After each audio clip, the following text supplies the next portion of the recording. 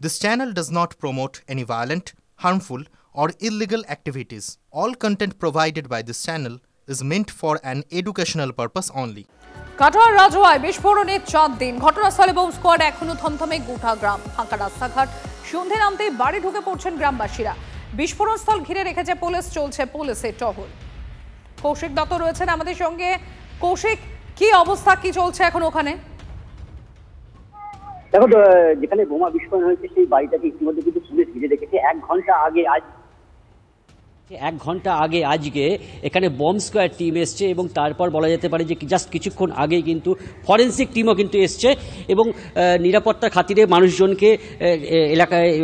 দূরত্বে সরিয়ে দেওয়া হয়েছে এই বিস্ফোরণের বাড়িটা থেকে আমি একটু দেখানোর চেষ্টা করি ছবিটা দেখো এই যে সেই বাড়ি যেখানে বিস্ফোরণ হয়েছিল এবং এই বাড়িতে ইতিমধ্যে কিন্তু রয়েছে বম্ব স্কোয়াড টিম পাশাপাশি রয়েছে forensic team bomb squad team মূলত কিন্তু লক্ষ্য যে এখানে আর কি কোনো বোম মজুদ রয়েছে বা বোম তৈরি কোনো সরঞ্জাম কি আছে পাশাপাশি ফরেন্সিক টিম তারা কিন্তু জানার চেষ্টা করছে এখানে কি ধরনের বোমা তৈরি করা হতো বা তার মাত্রা কতটা সেটা কিন্তু যাওয়ার চেষ্টা করছে পাশাপাশি এখান থেকে বিভিন্ন নমুনা কিন্তু সংগ্রহ করবে ইতিমধ্যে চুলচেরা একদম তল্লাশি চালানো হচ্ছে যৌথভাবে পাশাপাশি তোমাকে আমি এলাকার ছবিটা দেখাই দেখো মানুষজনটা কিন্তু দেখো একদম তাদের চোখে মুখে কিন্তু আতঙ্ক তারা কৌতূহল যে এখানে কি সত্যি বোমা বাধা হতো গ্রামবাসীদের তরফ থেকে কিন্তু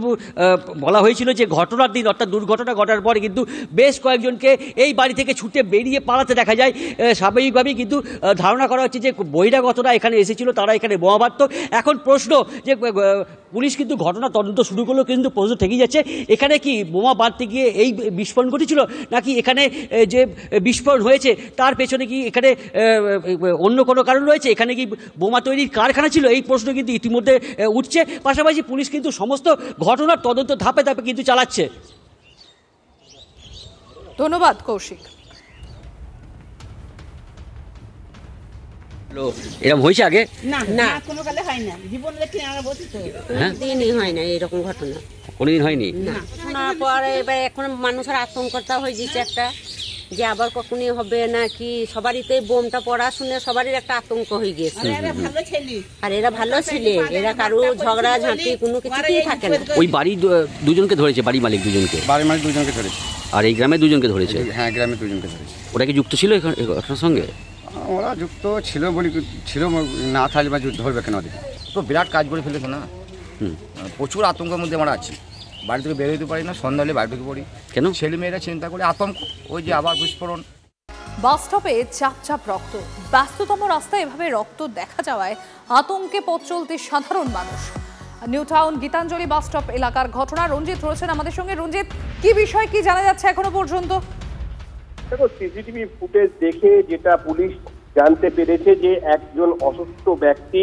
তার মুখ দিয়ে রক্ত নির্গত হচ্ছিল সেই বাস স্ট্যান্ডে তিনি বসেছিলেন এমনটাই কিন্তু পুলিশ সূত্র মারফত আমরা জানতে পেরেছি তবে সাত সকালে যে চাপ রক্ত অর্থাৎ গীতাঞ্জলি বাস স্ট্যান্ডে যে চাপ রক্ত তা দেখে কিন্তু একটা আতঙ্ক তৈরি হয়েছিল তথ্য প্রযুক্তি নগরীর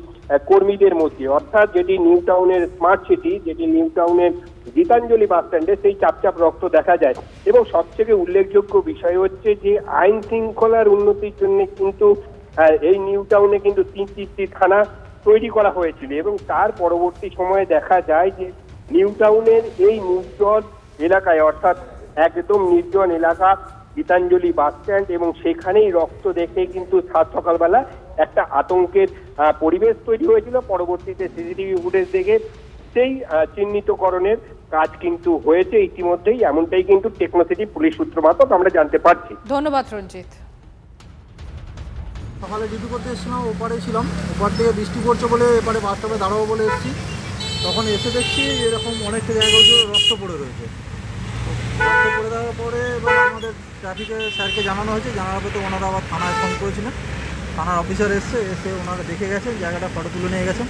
এবার যেটা হবে সেটা তো ওনারাই বলতে পারবেন ক্যামেরা চেক করে হোক বা যেভাবে আর এই মুহূর্তে একটা বড় খবরের দিকে নজর রাখছি আমরা রেজিস্ট্রেশন বাতিল মামলা আদালতে স্বস্তি পেলেন শান্তনু সেনের রেজিস্ট্রেশন বাতিলের নির্দেশ খারিজ বিচারপতি অমৃতা সিনহার কি কারণে রেজিস্ট্রেশন বাতিল হচ্ছে সেটা জানানোর প্রয়োজন ছিল মন্তব্য বিচারপতির এটি নন স্পিকিং ক্রিপ্টিক অর্ডার মন্তব্য বিচারপতির শ্রাবন্তী রয়েছেন আমাদের সঙ্গে। শ্রাবন্তী, দেখো, শান্তনু সেনকে যখন রেজিস্ট্রেশন বাতিল করা হয়, তার রেজিস্ট্রেশন বাতিল করা হয়, সে সময় শুধুমাত্র প্রেস কনফারেন্স করে মেডিকেল কাউন্সিলের প্রেসিডেন্ট তিনি সেটা জানিয়ে দেন। শান্তনু সেনের বক্তব্য হচ্ছে যে যখন তার বিরুদ্ধে এরকম একটা অ্যাকশন নেওয়া হচ্ছে তাহলে সেটা তাকে আলাদা করে কোনো চিঠি, কোনো রকম মেল ইত্যাদি করে জানানো হয়নি, যার ফলে এই সংক্রান্ত বিষয়ে তিনি যদি কোনো হায়ার অথরিটির কাছে যেতে চান তাহলে সেই পথ বন্ধ করে দেওয়া হয়েছিল। একই সঙ্গে বিচারপতি প্রশ্ন করেছেন যে শান্তনু সেন একটি ডিপ্লোমা যে ডিগ্রি রয়েছে সেটাকে কেন স্পষ্ট করেননি তার লেটার হেডে। এটা অন্তত 6 বছর ধরে তিনি এই ডিপ্লোমাতে প্র্যাকটিস করে যাচ্ছেন। রাজ্য সরকার হঠাৎ কি এমন হলো যে এই 6 বছর পরে তার এই ডিপ্লোমার তিনি মিসকন্ডাক্ট করেছেন, তিনি এই ডিপ্লোমার সঠিক অর্থে ব্যবহার করেননি, এই বলে তার গোটা রেজিস্ট্রেশন বাতিল করলো। আদালত আজকের আর ভিতরের কোনো পয়েন্টে যায়নি, শুধুমাত্র যে পদ্ধতিতে শান্তনু সেনের রেজিস্ট্রেশন বাতিল হয়েছে সেই পদ্ধতিটা সঠিক ছিল না, এটা একটা নন স্পিকিং এবং ক্রিপ্টিক অর্ডার বলে মনে করছে আদালত। তাই রেজিস্ট্রেশন বাতিলের যে সিদ্ধান্ত সেটা খারিজ করে দিয়েছেন বিচারপতি অমৃতা সিনহার সিঙ্গেল বেঞ্চ। ধন্যবাদ শ্রাবন্তী।